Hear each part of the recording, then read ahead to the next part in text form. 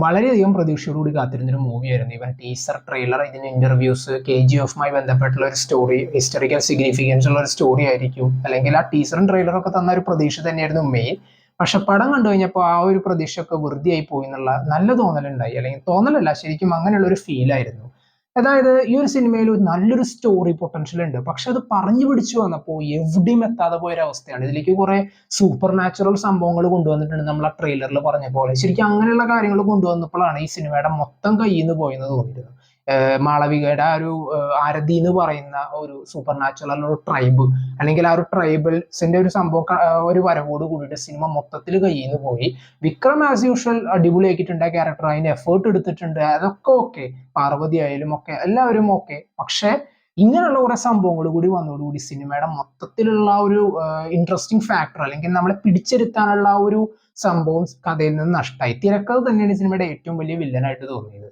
അതായത് പടം ഒരു 2.5 മണിക്കൂറുണ്ട്, പക്ഷെ പടം പലയിടത്തും ഭയങ്കര വലിച്ചിൽ തന്നെയായിരുന്നു. അത്രത്തോളം ചരിത്ര പ്രധാനമുള്ള ഒരു സ്റ്റോറിയാണ് പറഞ്ഞു പോകുന്നത്. അല്ലെങ്കിൽ പാരഞ്ജിത്ത് തന്റെ സിനിമയിൽ പറയാൻ ഉദ്ദേശിക്കുന്ന ഒരുപാട് പൊളിറ്റിക്സ് ഇതിലും കൊണ്ടുവന്നിട്ടുണ്ട്.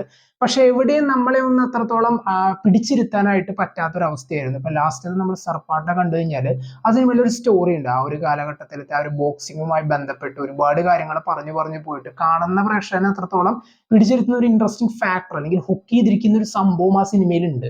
പക്ഷെ ഇതിലെന്ന് പറഞ്ഞു കഴിഞ്ഞാൽ നേരെ തിരിച്ചായി പോയി. കാരണം എവിടെ എന്തൊക്കെ കൊണ്ടുവരണം എന്നറിയാത്തൊരവസ്ഥയായിരുന്നു. ഒരു ഘട്ടത്തിൽ വിക്രത്തിന് പോലും സിനിമേനെ പിടിച്ചു നിർത്താൻ പറ്റാത്തൊരവസ്ഥയായിരുന്നു. അപ്പൊ അന്നത്തെ കാലഘട്ടത്തിലെ തമിഴ് ലാംഗ്വേജ് ഒക്കെ ഈ സിനിമയിൽ ഇങ്ങനെ കൊണ്ടുവന്നിട്ടുണ്ട്.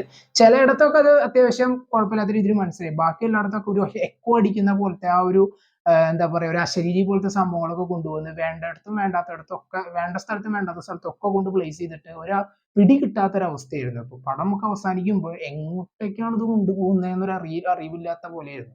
അല്ലെങ്കിൽ കുറെ ക്യാരക്ടേഴ്സ് ഉണ്ട്, ഇപ്പൊ ആന്റഗോണിസ്റ്റ് ഉണ്ട്, ഇതിന്റെ ഇടയിൽ പോയിരുന്ന ഒരുപാട് സപ്പോർട്ടിങ് ക്യാരക്ടേഴ്സ് ഉണ്ട്. പക്ഷെ അവർക്കൊന്നും കാര്യമായിട്ടുള്ള ഒരു ഇമോഷണൽ കണക്ഷൻ, അല്ലെങ്കിൽ ഒരു ക്യാരക്ടർ ഡെവലപ്മെന്റ് സെറ്റ് ചെയ്യാനായിട്ട് പറ്റിയില്ല എന്നുള്ളതാണ് ഇതിലെ ഏറ്റവും വലിയൊരു പ്രശ്നം. തിരക്കഥ തന്നെയാണ് സിനിമയുടെ ഏറ്റവും വലിയൊരു ഇഷ്യൂ, അത് എടുത്തു പറയാണ്ട് വയ്യ.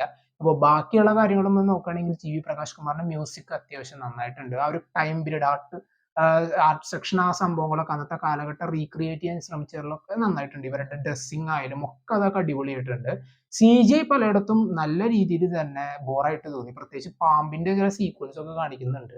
ശരിക്കും ഇത് ഇപ്പോ നല്ലൊരു പാമ്പിന്റെ ഒരു VFX അല്ലെങ്കിൽ ആ ഒരു CGI കൊണ്ടുവരാനായിട്ട് പറ്റാത്തൊരവസ്ഥയാണല്ലോ എന്ന് തോന്നിപ്പോയി ചിലയിടത്തൊക്കെ. മൊത്തം കണ്ടു കഴിഞ്ഞപ്പോ എന്തോ ഇങ്ങനെ പടം കണ്ട് അവസാനിപ്പിച്ചു, എങ്ങനെയൊക്കെയോ കണ്ട് അവസാനിപ്പിച്ചു എന്നുള്ളൊരു തോന്നലും അല്ലാതെ വേറെ ഒന്നും തന്നെ തന്ന് ഇമ്പ്രസ് ചെയ്യാനായിട്ട് പടത്തിന് പറ്റിയില്ല എന്നുള്ളത് നല്ല വിഷമമുണ്ടാക്കിയ ഒരു കാര്യമാണ്. കാരണം അത്രയും പ്രതീക്ഷയോടുകൂടി കാത്തിരുന്നൊരു മൂവിയായിരുന്നു. എന്തോ ആ ഒരു കഥ ശരിക്കും നല്ല രീതിയിൽ പണി തന്നു എന്നുള്ളത് തന്നെ പറയാം. ഇപ്പോ പാരഞ്ജിത്ത് തന്നെ കൊണ്ട് മാക്സിമം പറ്റുന്ന രീതിയിൽ എന്തൊക്കെയോ കൊണ്ടുവരാൻ ശ്രമിച്ചു. പക്ഷെ തിരക്കഥ കയ്യിൽ നിന്ന് പോയത് തന്നെയാണ് ഈ സിനിമയുടെ ഏറ്റവും വലിയൊരു ഇഷ്യൂ. നല്ലൊരു ഡിസപ്പോയിന്റിങ് എക്സ്പീരിയൻസ് തന്നെയായിരുന്നു തങ്കല. എന്തൊക്കെയായിരുന്നു നിങ്ങൾക്ക് പടത്തെക്കുറിച്ചുള്ള അഭിപ്രായം? കമന്റ് ബോക്സിൽ നോട്ട് ചെയ്യാം.